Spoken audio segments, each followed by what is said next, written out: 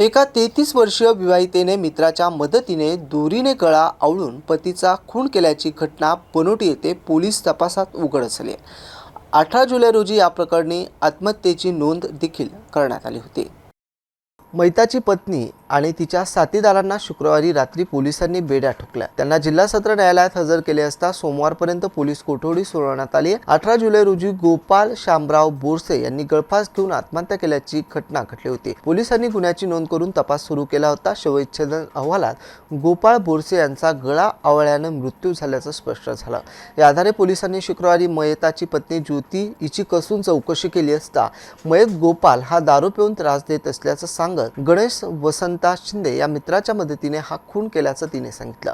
या प्रकरणी आकस्मिक मृत्यूची नोंदीची खुनाच्या गुन्ह्यात रूपांतर करण्यात आलं असून सोयगाव पोलिसांनी शुक्रवारी रात्री 9 वाजता ज्योती गोपाल बोरसे आणि तिचा साथीदार गणेश शिंदे या दोघांना अटक केली. शनिवारी त्यांना न्यायालयाने पोलीस कोठडी सुनावली.